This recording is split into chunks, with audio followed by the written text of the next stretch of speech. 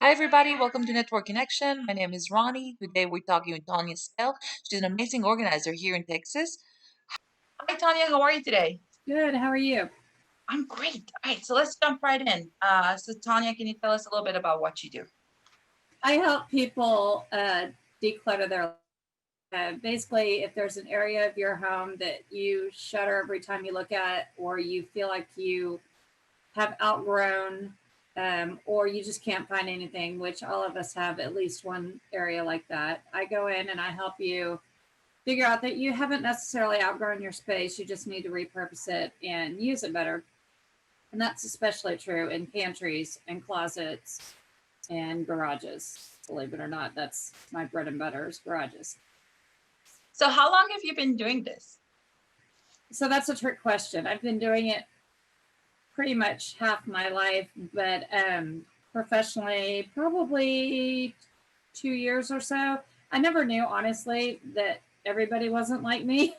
and Until I met my husband. No, that was a mean joke, but yes, he was my very first client.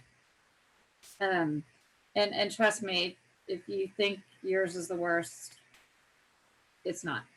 Um, so yes, I've been doing it half my life, but probably 2 years professionally. And again, I just never knew. I thought everybody always folded their clothes that way, or everybody had their closet, color coded, or I'm like, Yeah. everybody doesn't do this. So I never knew there was a way to turn it into a career until the last few years. So, you and I talked earlier a little bit about, hype around organizers right now with, new Netflix shows and Marie Kondo. Is it something that you you know how to do, or is it something doable? Like it looks like such dreamy things they do on shows. It's like, can I have that? So it actually makes me mad because I've seen both shows and I haven't learned anything new. Good. That's what I I, want to hear. yes, but I'm like, but I already do all that, and why are they making like $bazillion off of it? And I'm not. Anyway, um, no, I mean, I think it either comes naturally or it doesn't. I really feel like that. Yes, there are tips and trades you pick up from other people, and when I've worked with other organizers in the past, I'm like, oh well, I like that, or I like that product, or something like that. But I think in the grand scheme of things, it's sort of like being an interior designer. Mhm. You either have it or you don't. Yeah. You either have that vision or you have to struggle really hard to make it work. I As soon as I moved out of my mother's house and got my own apartment, I figured out I needed to live organized. So literally, my first apartment in college is where I started this. And the first time my mom came to visit, she was like, "Who are you and where were you as a teenager?" Because I was not neat at all as a teenager. But I guess it's once I took pride in my own place and I was doing it because I wanted to, not because somebody was forcing me to. Yeah. It came naturally to me. So, can you share with us a favorite customer story? My favorite story would be I had a client that we just went over there to do her pantry. And you wouldn't think that organizing someone's pantry would be anything other than, oh, look, pretty nice to have. About a week or two after I left, I couldn't get a hold of her, and it was really starting to worry me. And about 6 weeks later, she sends me an email. She's like, "So right after you left, I had a brain aneurysm and we've been in the hospital pretty much ever since.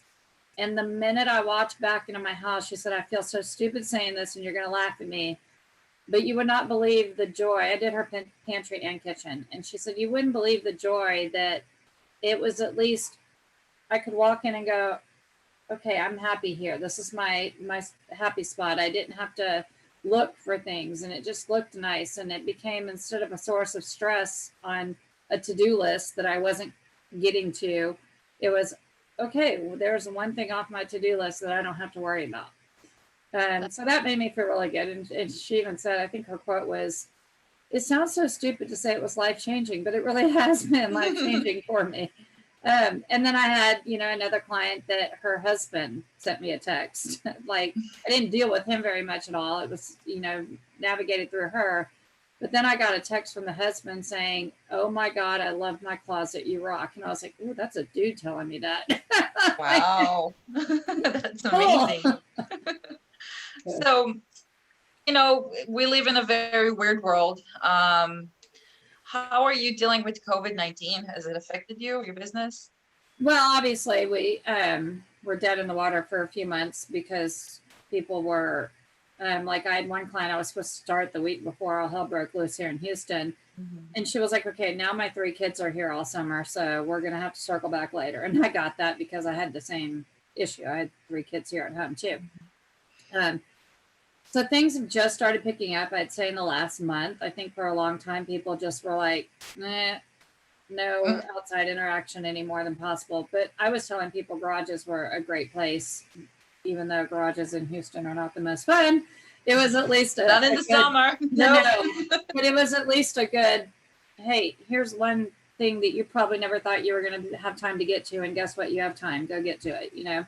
Um, so things have started to pick up as far as how I've changed. Obviously, I wear a mask if I'm in the same room. Now, most of my clients don't care if I'm in a room by myself working.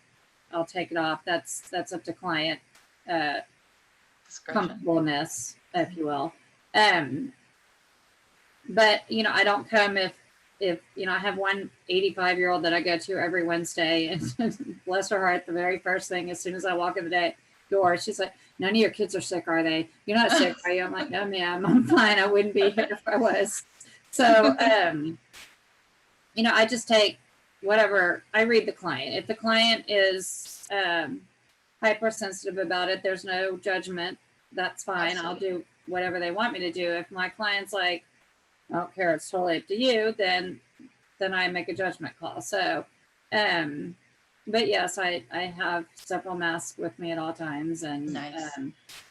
again, it depends on where I am. If I'm outside in the garage working by myself, it's not as critical than if I'm working in the kitchen with my client alongside me, which I don't ever ask clients to help, but sometimes they want to make it go quicker. Alrighty. So this kind of concludes my questions for you for today. Would you mind sharing with us how we can reach you? My website is www.simplyorganized.space, and I chose that as like an organized space, so kind of Yes, play I on love words. that. And my phone number is 832-356-0130. And then my email, again, you can reach me through the website. There's a contact us button, but it's Tonya at simplyorganized.space. So there's lots of examples and pictures and testimonials and stuff on my website as well. So if people are just tire kicking and curious. Nice. All right. Well, thank you everybody for watching. This was Tanya Spell from Simply Organized. Thank you so much for watching. Thank you.